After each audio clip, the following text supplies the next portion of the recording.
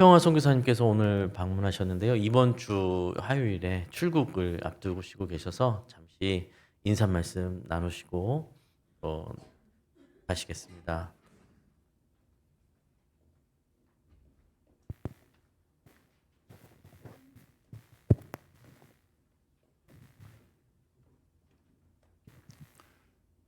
하나님의 은혜 가운데 다시 선교지로 출국하게 되었습니다. 수평화 선교사 교회 앞에 인사드립니다.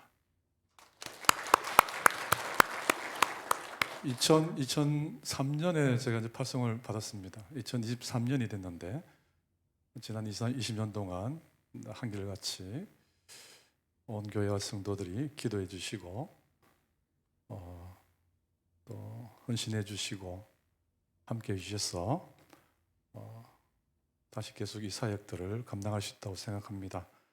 저뿐만 아니고 또 우리 교회가 파송한 모든 성도님들이 우리 교회와 성도님들의 그 승리가 헌신을 기억하고 또 날마다 감격하고 주신 사역들을 잘 감당하고 있습니다. 저도 여러분들이 함께 해주심으로 말미암아 그 북아프리카 이주민들이 프랑스에 한 800만 있는데 이주민들에게 복음을 전하고 또 서부아프리카 유학생들이 많습니다. 그들에게도 복음을 전하고 또 북아프리카 비거주 사역도 있는데 계속해서 이러한 사역들이 좋은 열매가 맺어지고 이것이 선교사가 하는 것이 아니라 교회와 성도님들 함께 하심으로 이루어지는 그런 하나님 나라의 열매라고 생각합니다. 여러분들의 그 기도와 사랑의 헌신이 하나님께서 기억하여 주시고 또 선교사는 또 교회와 성도를 위해서 함께 기도하고 또 교회의 부흥과 회복과 하나님의 영광을 위해서 달려갈 것입니다. 여러분들도 힘내시고 복음의 일상에서 늘 건강하시고 행복한 전도자로 승리하시기를 축복합니다. 고맙습니다. 감사합니다. 네, 감사합니다. 한 가지 광고가 더 있습니다. 저희가 계속 광고를 드리긴 했는데요. 저희가 잠옷실을 4층과 5층을 나눠서 지금 사용하고 있는데요. 5층은 좀 일찍 끝냈고 4층 잠옷실을 수리하고 다시 단장하는 이제 시간들이 좀 길게 걸렸어요. 왜냐면 업체를 따로 부르지 않고 직접 저희가 이제 손을 대서 페인트도 칠하고 이렇게 다 수작업으로 하고 있어서 그렇습니다. 다행히 이제 이번 주 중엔 다 끝나게 돼서 다음 주일부터는 4층 잠옷실도 사용할 수 있게 되었습니다. 이게 왜 광고가 필요한 일이냐면 이제 참 감사하게도 저희 교회에 이제 지금 아기들이 좀 있어요. 아기들이 있고 또 태어날 아기들이 줄 서서 기다리고 있습니다. 예. 그래서 얼마나 복된 소식인지 몰라요. 네. 근데 아마 자녀들을 키워보신 분들은 아시겠지만 아기 태어나고 한 4-5살 그래서 유치부 예배 들어갈 때까지는 사실 정말 힘듭니다. 주일날 예배 드리기도 힘들고 잠옷실 가면 잠옷실은 정신 없잖아요. 그래서 예배에 집중하고 싶은데 예배를 집중해서 예배 드릴 수가 없는 환경인 경우가 이제 대다수고 그렇게 어렵게 아이들을 키우고 저희도 그랬던 것 같습니다. 근데 저는 이제 그 시절을 지나면서 생각했던 게 뭐였냐면 이걸 엄마 아빠가 이렇게 오랜 한 4-5년 이상을 이렇게 힘든 시간을 보내는데 그 젊은 부부가 이게 저는 이제 무슨 생각했냐면 '이건 교회 공동체가 함께 짊어져야 될 일이 아닌가. 책임져 줘야 될 일이 아닌가.'라는 생각을 많이 했었습니다. 그래서 이 부분은 저희가 좀 같이 도와서 이 결혼하고 아기 키울 때가 제일 힘들 때잖아요. 어린 아기들 키울 때 요 주일 1시간 예배만큼이라도 이렇게 예배당 안에 들어와서 집중해서 예배 드릴 수 있도록 성도님들이 함께 도와주는 것이 좋겠다라고 생각을 해서 지금 4층은 이제 누워서 못 일어나는 아기들을 위한 공간이에요. 못 일어나고 걸어 다니지 못하는 아기들을 위한 공간이고 5층은 뛰어다닐 수 있는 아이들이지만 걸어 다니고 뛰어다닐 수 있는 아이들이지만 유치부 예배 들어가기 전까지의 영아들입니다. 그 공간이에요. 그래서 그렇게 둘을 따로 운영하는 것이고 처음부터 아이들이 엄마랑 잘 떨어지지 않죠. 그래서 처음에는 잠옷실에서 같이 좀 아이들이랑 예배를 좀 드리시되 저희가 인제 섬기고 아이들을 돌봐줄 또 이렇게 성도님들을 이렇게 요청하고 있잖아요. 그래서 이제 쪼끔 시간이 지나서 아이들이 적응되고 또 친해지고 하면 인제 애기들만 놔두고 요 앞으로 나오셔서 인제 본당에서 예배드릴 수 있도록 그렇게 좀 시스템을 만들려고 하는 겁니다. 그래서 이번 주 안에 이제 모든 공사가 끝나면 다음 주부터는 두 군데 다 지금은 5 층이 개방되어 있지만 둘 다 개방되고 그곳에서 아기들을 이제 같이 돌봐줄 분들을 지금 최소한의 인원은 지금 이제 모집을 말씀해 주신 분도 있어요. 그래서 4 층, 5 층에 나눠서 아기를 데리고 오면 같이 인제 일단 예배드리고 쪼금 익숙해지면 아이를 아예 맡기고 이제 예배당 안에 들어오실 수 있도록 그렇게 인제 진행해 나가려고 합니다. 뭐 제일 좋은 거는 사실 막 바글바글해서 막 더 이상 손이 모질라는 게 제일 좋은 거죠, 저희한테는. 그쵸? 보통 아기들이 더 많이 오고 젊은 가정들이 와서 예배에 집중할 수 있도록 함께 예배드릴 수 있도록 이 일에 많이 같이 동참해 주시고 함께 힘을 실어 주시면 좋겠습니다. 이제 그게 광고입니다. 다음 주일부터는 그렇게 개방하여서 예배 드리도록 하겠습니다. 자, 이제 말씀을 함께 보려고 합니다. 이번 주 중에 그 교육부서 사역자분들과 회의를 했는데 회의하는 가운데 부서 안에서 일어나는 일들을 인제 공유하고 이야기 나누는데 한 어린아이의 질문에 대해 관해서 인제 이야기가 나왔어요. 인제 교회에 나온 지 얼마 안 된 우리 교회에 나온 지 얼마 안 된 어린아이가 전도사님한테 새 친구죠. 새 친구가 전도사님한테 이렇게 질문을 던진 거예요. "그런데 왜 예배를 드리는 거예요?" 이렇게 질문을 던진 거예요. 이거 인제 어린아이들이 때때로 이렇게 본질을 꿰뚫는 질문들을 하고 어른들은 순간 당황하게 되죠. 예. 어떻게 이 아이한테 이 예배를 드리는 이유에 대해서 설명을 할 것인가? 예배가 무엇인지를 어떻게 설명할 것인가? 인제 쉬운 얘기가 아니죠. 어른도 아니고 어린 아니니까. 그래서 인제 생각을 많이 하게 됐습니다. 저도 그 순간을 같이 그 이야기를 듣고 생각을 하게 됐는데 예배라는 단어 자체가요. 예를 갖추어 절을 하다 절배자죠. 예를 갖추어 절을 하다가 예배라는 단어거든요. 그 우리가 누군가에게 예의를 갖춰서 절한다라는 말인데 그 절을 받는 대상에게 나를 완전히 엎드리는 거잖아요. 완전히 엎드려서 그런 태도를 통해서 존중하는 것 그리고 존경하는 것 더 나아가서는 순종하는 일이고 복종하는 자세를 취하는 거죠. 그게 인제 예를 갖춰서 완전히 절을 하는 장면입니다. 예전부터 사실 저는 종종 생각해 봤는데 저희가 실제로는 그 예배를 왔지만 예배를 왔지만 실제로 이렇게 엎드려서 절은 안 하잖아요. 그죠? 저희가 또 문화가 인제 의자에 앉는 문화가 돼서 더더욱이 그럴 수 있는 환경은 아니지만 그렇다고 해서 저희 예배가 아닌 건 아니죠. 절을 안 드리기 때문에. 그래서 어쩔 때는 한 번쯤은 진짜 이렇게 '한번 하나님께 큰 절 한번 해 봤으면 좋겠다.' 뭐 그런 생각도 들어요 다 같이. 약간 그런 우리가 실제적으로 우리의 몸으로 이렇게 하나님 앞에 우리의 태도를 실행해 보는 것도 '한 번쯤은 필요하겠다.'라는 생각이 해 보기도 합니다. 아무튼 우리가 실제로 엎드려 하지는 않지만 예배를 드린다고는 하죠. 그 말인즉슨 몸을 꼭 엎드려야만 그 행위 자체가 예배의 목적은 아니라는 건 또 사실이죠. 그 태도 마음의 태도를 가지고 하나님을 대하는 것이 인제 예배가 될 것입니다.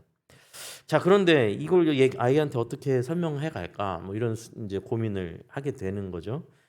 그런데 인제 생각을 해 보니까요. '교회를 다니는 사람들만 예배를 하는 건 아니구나.'라는 생각이 들었습니다. 예배라는 게 지금 설명드렸던 것처럼 내가 추구하는 대상, 나보다 높은 대상, 내가 바라고 원하는 대상 앞에 나를 완전히 엎드리는 행위가 예배라고 말씀드렸지 않습니까? 그렇게 생각해 보니 '세상 모든 사람들이 각자의 예배를 드리고 있구나.'라는 생각을 하게 됐습니다. 그걸 깨달은 거죠. 세상 모든 사람들이 예배를 드리고 있지 않습니까? 누군가는 돈을 향해 예배를 드리고 있습니다. 누군가는 권력을 자신의 최고의 가치로 지향점으로 삼아서 권력을 예배하고 있습니다. 누군가는 사람들의 어떤 평판이나 인정이나 인기를 받고 싶어서 자신을 다 쏟아부어서 예배하고 있는 것 아닙니까? 그러니 어린 친구한테 해줄 말이 이제 생각이 났습니다. "친구야, 사실은 교회만 오면 예배 드리는 게 아니라 세상 모든 사람들이 다 각자 자기 예배를 드리고 있어. 예배란 건 이 교회에 와서만 드리는 게 아니라 모두가 예배를 드리고 있단다. 누군가는 돈을 많이 가지려고 돈을 예배하고 있고 누군가는 인기를 얻으려고 목숨을 바쳐서 예배를 드리는 거야. 누군가는 남들 마음대로 움직이고 휘두르고 싶은 권력을 가지려고 힘과 권력을 예배한단다. 이제 이렇게 이야기를 풀어가면 좋겠다라는 생각을 해 봤습니다. 우리는요. 우리는 누굴 예배하는 거죠? 뭐 이렇게 질문한다면 우리는 하나님을 예배하는 것이야. 이제 이렇게 얘기를 하게 되겠죠. 그런데 또 이어서 생각을 해 보면 예배라는 것은요. 예배의 대상이 분명한데 즉 높임을 받는 대상이 있고 그 예배가 온전해지려면 그 대상이 우리한테 요청하는 것을 실행하는 게 진정한 예배가 될 것이라는 생각이 들었어요. 그렇죠? 돈을 예배하려면 돈이 우리를 이끄는 곳으로 가게 되어 있고 돈이 목적이 되기 때문에 돈을 따라서 돈을 향하게 되어 있는 것이죠. 저절로 돈의 속성에 들어가게 되는데 뭐 저속한 표현으로 예전엔 그런 말들도 많이 썼잖아요. 뭐 "개처럼 번다." 뭐 이런 표현도 막 썼잖아요. 그런 사실은 뭐 사람이 개를 비유할 만큼 그런 어떤 속성이 필요한 만큼 돈을 취하기 위해선 그런 일들이 필요하고 뭐 또 어떤 경우에는 내가 돈을 쫓아서는 돈이 오지 않고 돈이 나를 쫓아오게 만들어야 된다. 뭐 이런 식의 사고도 가지죠. 이 모든 어떤 돈에 대한 철학과 이해와 돈에 대한 태도가 만들어질 수밖에 없다라는 거죠. 그것이 돈을 사실 예배하고 있기 때문에 일어날 수 있는 일인 것입니다. 돈을 도구가 아닌 그 이상으로 여길 때 예배의 대상으로 여기는 사람들은 사실 수없이 많이 보게 되지 않습니까? 돈이 예배의 대상이 될 때 돈을 위해서 자기 목숨을 바치기도 하고 돈 때문에 사람을 잃는 것을 별로 두려워하지 않는 것도 많이 보게 되고 도리어 돈을 얻기 위해서 남을 해치거나 자기 영혼이라도 다 바치는 일들을 뭐 끔찍한 얘기지만 사실 저희는 주변에서 많이 현실 속에서 많이 보는 일들입니다. 권력도 인기도 그것을 예배하는 순간부터 그 사람의 태도와 그 사람의 정체성은 변화되고 결정되기 시작합니다.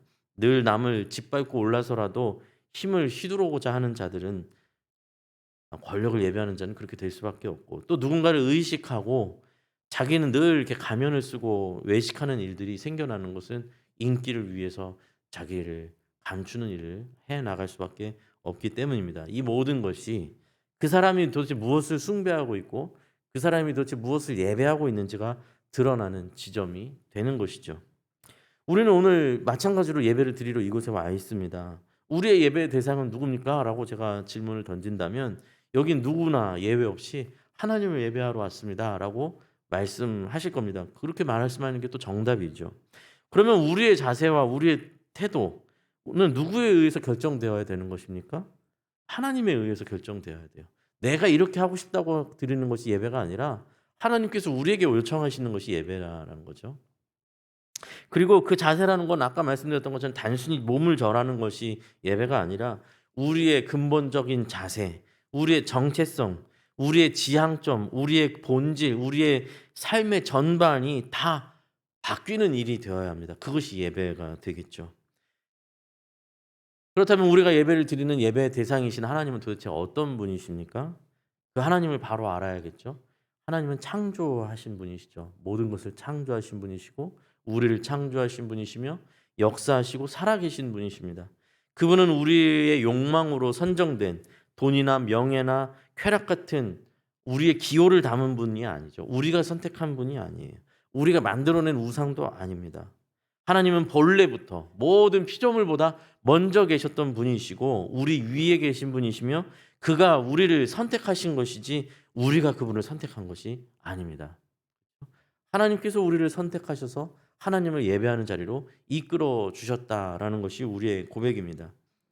우리가 그 하나님을 알아갈수록 우리는 진정한 진리가 무엇인지, 거룩함이라는 것은 또 무엇인지, 아름다움이란 무엇인지, 인생의 참된 가치는 무엇인지, 영원한 것은 도대체 무엇인지 그것들을 배워가게 되어 있지 않습니까?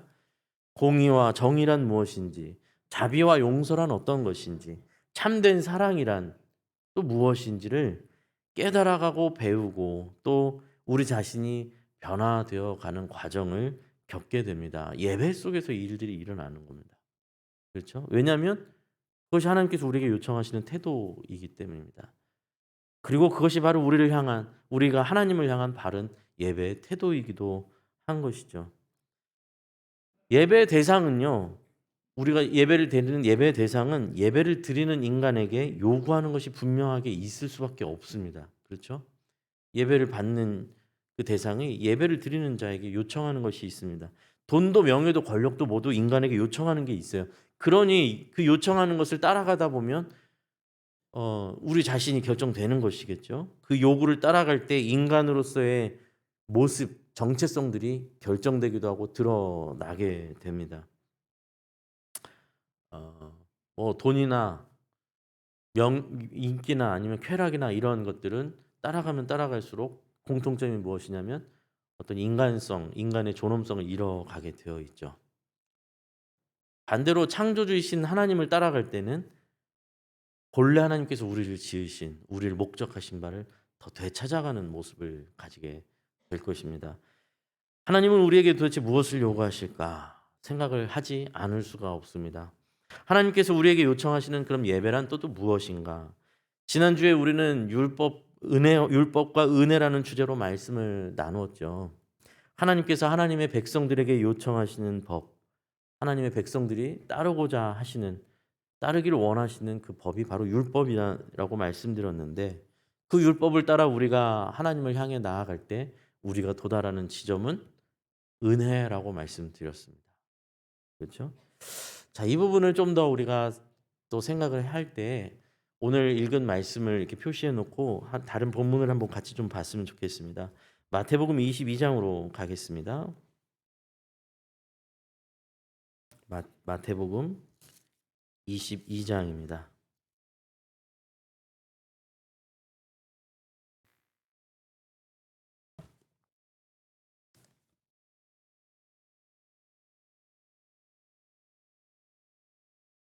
네. 신약성경 제가 가진 성경책은 38쪽입니다. 마태복음 22장 35절부터 볼 텐데요.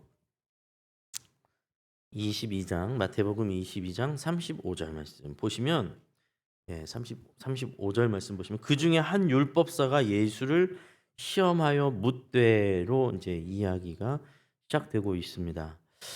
율법 전문가예요. 율법사. 율법 전문가가 예수님을 궁금해서 묻는 게 아니라 시험해서 묻고 있습니다. 자기는 율법 전문가거든요. 예수님께서 대답을 좀 어설프게 하거나 잘못하면 이제 딱 고리를 걸어가지고 이제 뭔가 넘어뜨리고 싶은 마음이겠죠.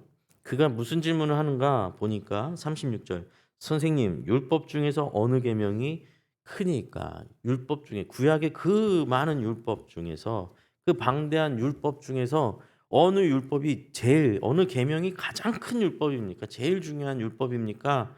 라고 질문을 던진 거죠. 여기서 예수님이 버벅거리거나 아니면 뭐 이것도 중요하고 저것도 중요하고 막 하고 있으면 이제 자기를 드러내겠죠.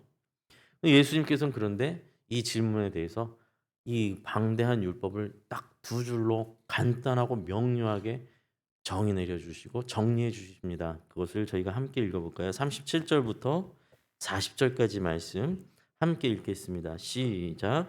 예수께서 이르시되 내 마음을 다하고 목숨을 다하고 뜻을 다하여 주 너의 하나님을 사랑하라 하셨으니 이것이 크고 첫째 되는 계명이요 둘째도 그와 같으니 내 이웃을 내 자신같이 사랑하라 하셨으니 이 두 계명이 온 율법과 선지자의 강령이니라. 강령이니라.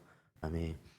예수님의 이 말씀은요 구약의 정말 많은 그 율법 가운데에서 신명기 6장 5절 말씀과 레위기 19장 18절 말씀을 딱 뽑아가지고 두 줄로 딱 정리해 버리신 거예요. 정말.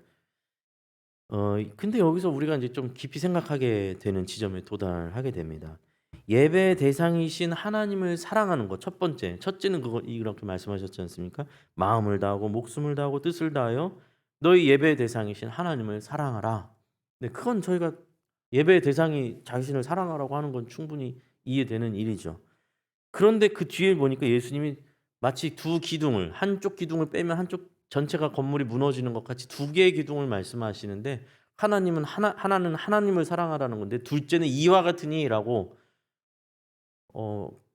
그보단 너무 못하고 그보단 좀 한참 떨어지지만 이런 게 아니라 이와 같으니 하면서 이와 같다. 잘 들어라. 첫째와 둘째 너무 중요하다. 이렇게 강조하시면서 둘째 계명을 뭐라고 말씀하시냐면 뭐라고 말씀하십니까? 내 이웃을 너의 자신같이 너 몸과 같이 사랑하라. 그리고 이 두 계명이 온 율법과 선지자들이 말씀했던 모든 계명의 핵심이다. 이렇게 정리를 해 주셨다라는 겁니다. 하나님께서 예배를 드리는 모든 이들에게 요청하시는 태도, 삶, 목적이 바로 이것이다라고 말씀하신다라는 겁니다. 하나님을 사랑하는 것을 구체적으로 실현하는 태도, 하나님을 예배하는 자가 가질 수밖에 없는 태도와 변화, 행동 강령이 무엇이라고요? 내 이웃을 내 몸과 같이 사랑하라 라는 말씀이라는 겁니다. 요한일서 4장 20절에서는 이렇게 말씀을 하고 있어요. 제가 이제 읽어드리겠습니다.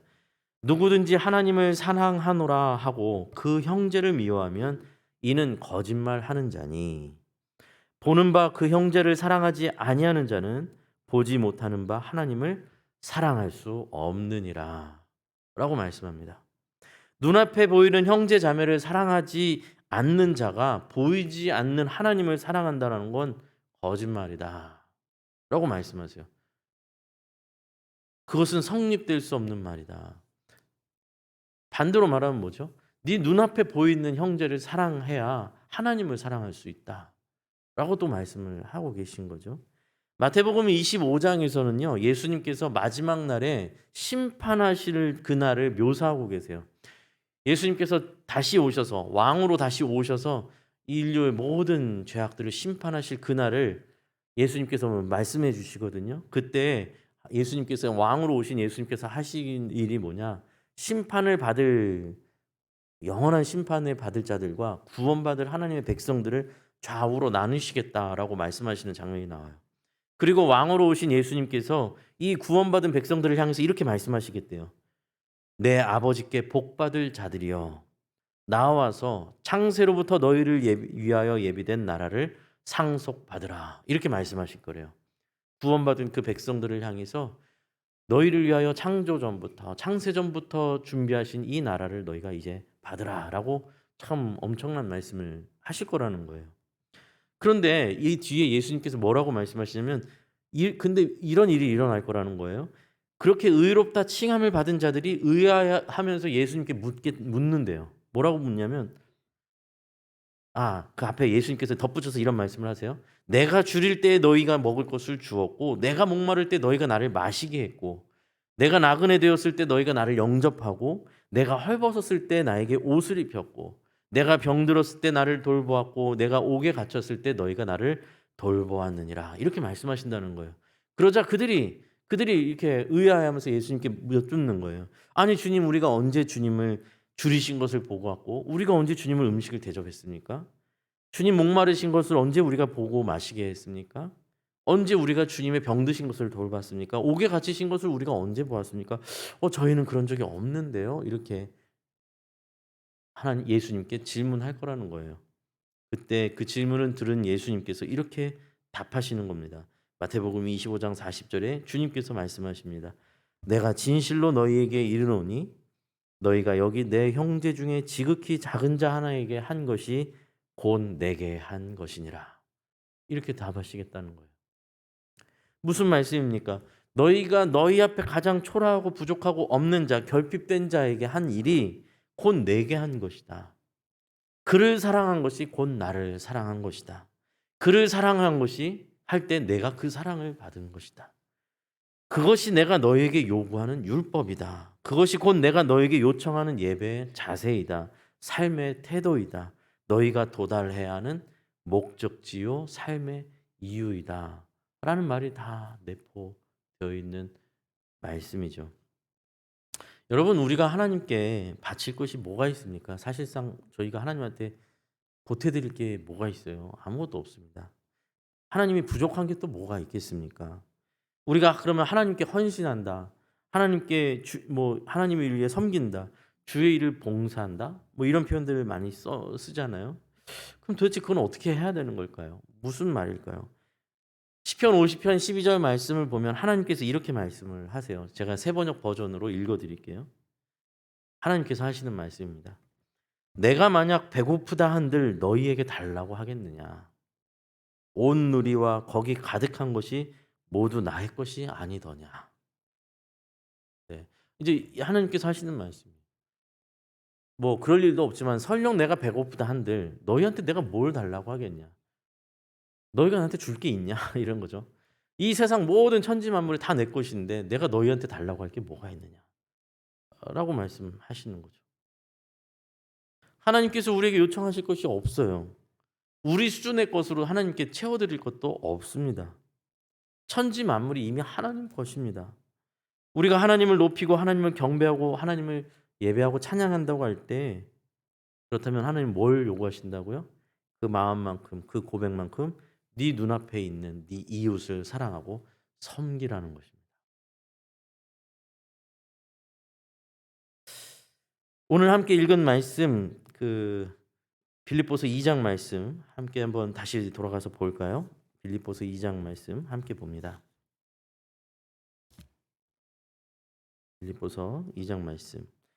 우리는 어떤 마음으로 예배를 드려야 하며 우리는 어떤 마음으로 하나님을 대해야 하는가?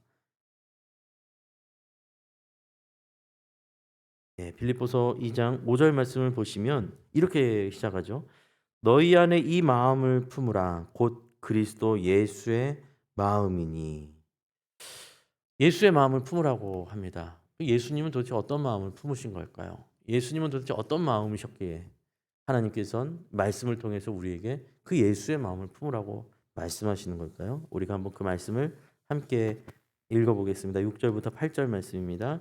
시작. 그는 근본 하나님의 본체시나 하나님과 동등됨을 취할 것으로 여기지 아니하시고 오히려 자기를 비워 종의 형체를 가지사 사람들과 같이 되셨고 사람의 모양으로 나타나사 자기를 낮추시고 죽기까지 복종하셨으니 곧 십자가에 죽으심이라. 아멘.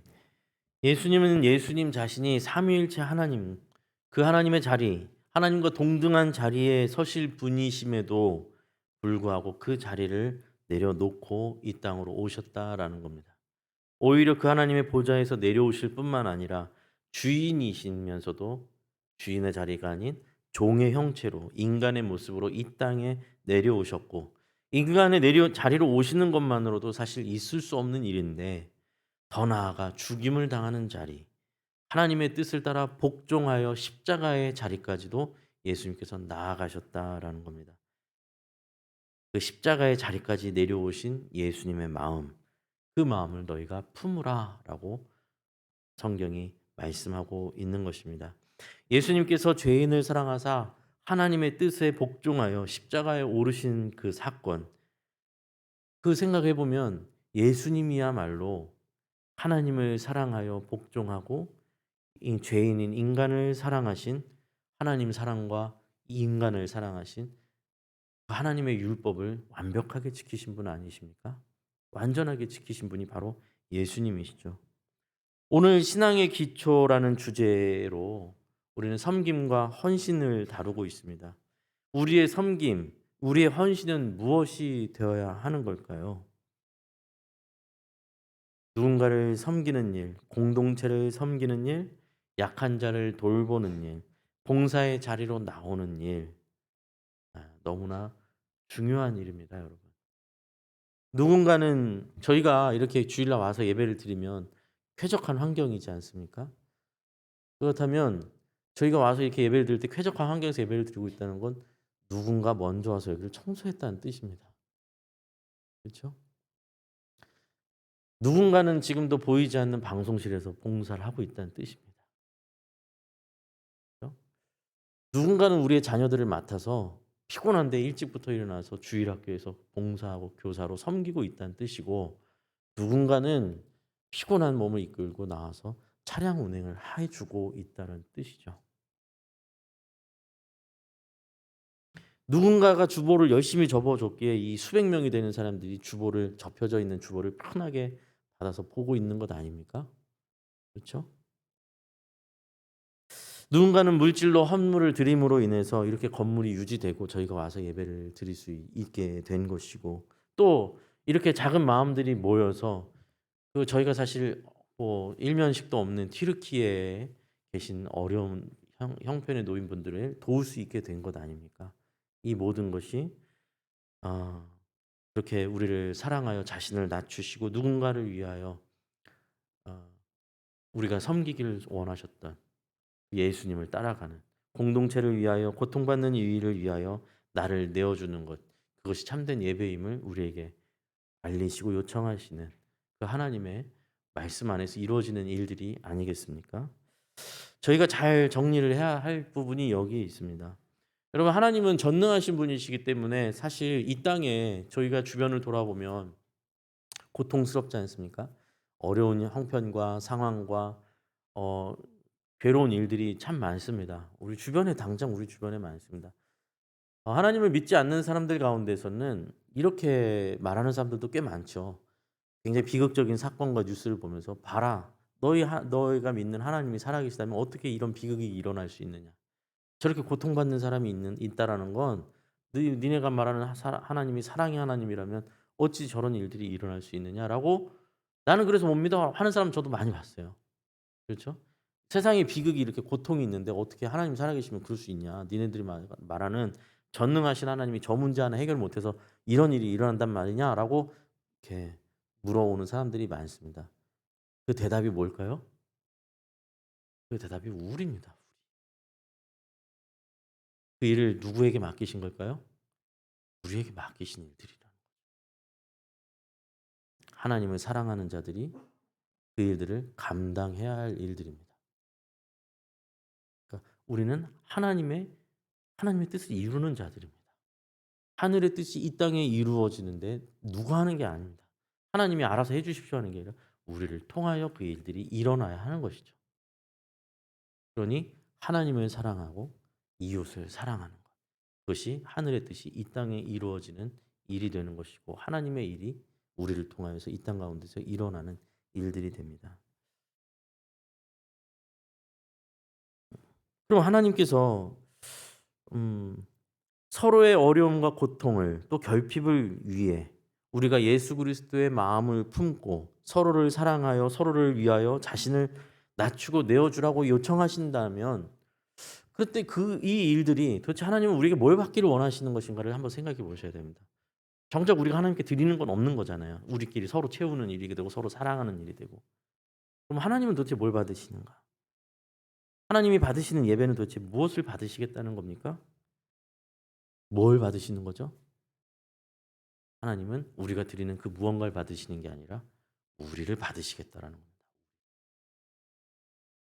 하나님은 예배드리는 우리 자신을 받으시기를 원하시는 것이죠. 은혜 안에서 변화되어가는 우리, 은혜 안에서 하나님을 닮아가는 우리를 받으시겠다라는 것입니다. 하나님의 자녀로서의 변화, 하나님을 사랑하여 하나님의 사랑을 따르는 존재가 된 우리가 드리는 그 무엇을 받으시는 것이 아니라 우리 자신을 내려놓고 예수 그리스도의 마음을 품는 저와 여러분이 거룩해지시는 그것을 하나님께서 받으시겠다라는 것입니다. 그러니 여러분, 잘 정리를 하셔야 될 것이 무엇이냐면, 누군가를 위해서 섬기는 일, 섬김과 헌신이라는 것은요, 그리스도인으로서 헌신과 섬김이라는 건 선택의 일이 아닙니다. 우리가 하나님께 예배를 드린다는 것은 하나님의 뜻을 받드는 것 아닙니까? 그렇죠? 하나님을 예배한다는 것은 하나님의 요청하시는 일에 응답하는 일 아닙니까? 하나님께서 우리에게 요청하시는 것은 하나님을 사랑하고 내 이웃을 내 몸과 같이 사랑하라라는 것입니다. 하나님은 친히 그 일을 이루시기 위하여 예수님을 이 땅에 보내셨고, 예수님은 그 일을 짊어지셨습니다. 하나님은 우리 자신을 받기를 원하십니다. 예수 그리스도의 마음을 품어 낮아지고 서로를 위하여 헌신하고 섬기는 자가 되도록 하나님을 닮는 자로 받기를 원하시는 것입니다. 그것이 우리가 지금 드리고 있는 이 예배의 정신이고 우리의 신앙의 실제적 적용이다라는 것입니다. 예배를 드린다고 하면서 우리가 주일날 가서 나 예배 드렸어, 예배 잘 드렸어. 처음부터 끝까지 졸지 않고 잘 드렸어.가 예배가 아닌 거예요. 거기서 끝나는 건 예배가 아닙니다. 하나님을 사랑하는 것이 하나님께 예배드리는 것이 어디로 나아가야 된다고요? 우리 이웃에게 넘어가야 돼요. 우리의 삶의 자리에서 넘어가야 돼요. 나를 넘어서야 되는 것입니다. 나를 넘어서서 내 이웃을 바라볼 수 있게 되어야 되는 것입니다. 나만을 쳐다보고 나만을 위하던 내 삶이 고개를 들어 내 주변을 살피게 되는 지점으로 넘어가지 않으면 하나님 사랑이 이웃 사랑으로 넘어가지 않는 반쪽 사랑이 되는 것이고 균형이 무너지는 것이 되는 겁니다. 우리의 의를 위해서 하는 것이 아니라는 걸 기억하셔야 됩니다. 우리가 섬기고 봉사하는 일들은 우리를 높이고자 하는 일도 아니고 우리를 자랑코자 하는 일들도 아니지 않습니까? 이것은 예수 그리스도의 마음 사랑으로 하는 일들입니다. 이것을 잊으시면 안 됩니다. 어, 이렇게 얘기를 이제 헌신과 섬김과 봉사를 이야기하면 그 또 마음이 어려워지실 수 있습니다. 나는 정말로 주일 한 번 이렇게 나오는 것만으로도 벅찬 삶을 살고 있는데 내게 가진 것이 너무 없는데 내가 뭔가라도 누군가에게 나눌 것이 있다면 나도 정말 나누고 싶은데 정말 하루하루 사는 것이 너무 힘들고 어려운 그런 삶 속에 있어서 내가 헌신을 하고 내가 섬기는 일이 불가능하지 않은가라고 생각하실 수 있습니다. 그런데 무슨 거창한 것을 하시라는 것이 아닙니다. 무슨 꼭 봉사의 자리로 들어오셔야만 한다는 말이 아닙니다. 정말 작은 것부터 시작하는 겁니다. 정말 작은 것부터. 뭐 예를 들면 우리가 예배 마치고 나가는 길에 그 뭐 복도에서나 계단에서나 엘리베이터에서 마주칠 때 어색할 때가 있잖아요. 그럴 때 먼저 인사하는 것부터 시작하는 거죠. 네. 엘리베이터 특히 뭐 단둘이 타고 올라오거나 내려갈 땐 참 어색하잖아요. 그래 갖고 서로 눈치 보다가 괜히 숫자 보고 있거나 아니면 게시판 괜히 안 보던 게시판 보는 척하면서 빨리 4층 도착하기를 바라는 어색한 그 공기 속에서 먼저 용기를 내서 제가 세상에 교회를 10여 년을 다녔는데도 제가 자기 얼굴을 뵙고도 모르겠네요. 아이고 죄송합니다. 혹시 성함이 어떻게 되세요? 어디 사세요? 물어보는 거. 거기서부터 시작이죠. 나를 내려놓는 거. 나를 내어주는 거. 그리고 얼굴 보고 인사하는 거. 거기서부터 시작되는 것이죠. 눈에 보이는 쓰레기를 줍고 나가는 길에 누가 주보를 놔두고 갔으면 들고 나가는 거. 거기서부터 시작되는 것 아니겠습니까? 중요한 건 내 중심성이 깨어지는 것이고 나를 사랑하는 내가 거기서 벗어나서 하나님을 사랑하기에 이웃을 사랑하는 자리까지 나아가는 존재가 되는 것. 그 존재를 하나님 예배로서 살아있는 산 제물로서 영적 예배로서 하나님께서 받으신다라는 것입니다. 또 한 가지 기억하셔야 될 것이 있습니다. 여러분 사랑은 끝이 없죠. 여러분 사랑의 끝이 있습니까? 이 정도 사랑했으니 나는 더 이상 사랑 안 해도 돼가 어디 있어요? 사랑의 속성은 영혼 속에 있다라는 게 굉장히 큰 속성이죠. 사람은 먹어도 배부르지 않습니다. 받아도 또 받고 싶은 것이 사랑이죠. 주어도 또 주고 싶은 것이 사랑입니다. 우리가 봉사와 헌신을 어떤 나를 드러내는 일이거나 아니면 어떤 보상을 심리를 가지고 한다면 지칠 수밖에 없고 또 이 정도면 됐어라고 하고 멈출 수밖에 없습니다. 남들은 안 하는데 왜 나는 이것까지 해야 돼? 억울해라는 생각이 들 수밖에 없습니다. 사랑 안에서 이루어지지 않기 때문에 그런 거예요. 사랑은 오히려 줄 때 더 기쁩니다. 하나님을 사랑하고 이웃을 사랑하여 나를 낮추고 내 것을 내어주고 나를 그에게 넘겨줄 때 우리는 더 기쁨, 더 큰 것을 경험하게 될 겁니다. 예수 그리스도의 마음이 우리 안에서 살아 역사하시는 것을 경험하게 될 것입니다. 예수 그리스도의 십자가가 내 안에서 살아 역사하시는 것을 보게 될 것이고 하나님께서 기뻐 받으시는 삶의 예배가 무엇인지를 우리가 몸으로 체험하게 되어 갈 것입니다. 그러니 그 길은 영광된 길입니다. 예수님께서 걸으셨던 길을 따르는 길입니다. 온 인류를 구원하셨던 그 길, 하나님의 뜻이 담긴 길이며 우리를 영광의 존재로 부르신 길임을 가면 갈수록 확인하게 될 것입니다. 그 길을 여러분 함께 걸으셨으면 좋겠습니다. 어려운 시절을 지나가고 있습니다. 교회의 어떤 미래에 대해서 긍정적으로 평가하는 기관이 하나도 없습니다. 한국 교회는 에 대해서 다 부정적이고 또 어려운 또 어두운 결말만을 다 예상하고 예측하고 있습니다. 그것이 어떻게 이루어질지는 모르겠으나 여러분, 우리가 마음을 모아서 힘을 모아서 서로를 위하여서 사랑하고 나누고 서로를 위하여 헌신할 때 저는 하나님께서 하나님의 교회를 결단코 불씨를 꺼트리지 아니하실 거라고 저는 믿습니다. 우리를 쓰실 거라고 믿습니다. 뭘 막 더 많이 하시라는 뜻이 아닙니다. 이해하시죠? 봉사를 3가지 4가지 하시라는 그런 말이 아닙니다. 그게 아니라 정말로 사랑하시기에 쓰셔야 됩니다. 하나님을 사랑하시고 하나님을 사랑하신다면 나를 사랑하는 게 아니라 이웃을 사랑하시는 것에 애쓰셔야 됩니다. 내가 누구를 예배하고 있는지 확인하셔야 됩니다. 어쩌면 우리도 모르게 돈을 예배하고 있을지도 모릅니다. 그렇죠? 하나님을 예배해야 됩니다. 하나님을 예배하면 증상이 나타나는데 뭐냐면 이웃을 사랑하게 된다는 겁니다. 이웃을 사랑하게 되면 뭐가 됐든 하게 됩니다. 인사를 하든 주보를 접든 물을 떠다 주시든 뭘 하든 하게 됩니다. 그렇게 교회는 세워져 갈 겁니다. 든든히 지켜질 것입니다. 이 섬김 속에서 어린 아기들이 태어나고 이 섬김 속에서 아기 엄마 아빠들이 건강하게 예배를 드리고 신앙의 성장을 누리게 될 것입니다. 그래서 다음 세대가 또 연결될 것입니다. 그 교회가 우리 교회 되어야 되지 않겠습니까? 그 교회 어렵고 힘들지만 지치지만 내가 할 수 있는 일, 내가 섬길 수 있는 일 찾아서 함께 힘을 모으고 마음을 모으고 또 정말로 불가능하다면 내가 기도할 때 꼭 같이 서로를 위해서 기도하고 어려운 이들을 위해서 기도하고 한우를 위해서 기도하고 교회 공동체를 위해서 기도하는 그런 저희들이 되어야 될 줄로 믿습니다. 우리를 하나님의 영광의 자녀, 은혜의 백성으로 변화시키시는 그 하나님의 요청, 부르심을 믿고 하루하루 전진하시는 사랑하는 시흥평안교회 성도 여러분과 제가 되기를 간절히 소원합니다. 기도하겠습니다. 하나님 아버지 감사합니다. 우리를 영광의 자리로 불러주신 하나님 감사합니다. 세상의 영광은 높아지라는 것이고 더 가지라는 것이고 더 알려지라는 것인데 주님께서 우리에게 부르신 영광의 자리는 더 낮아지라는 것이고 나를 내어주라는 것이고 나를 깎아내라는 것이고 나를 죽이라는 것입니다. 그리하여 초라하고 좁고 협착하여 사람들이 따르지 않는 길을 주님 우리에게 요청하고 계십니다. 그것이 참된 예배라 말씀하고 계십니다.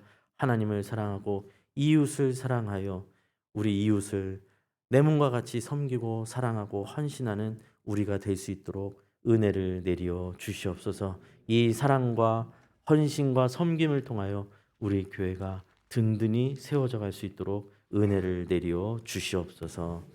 이제는 우리 주 예수 그리스도의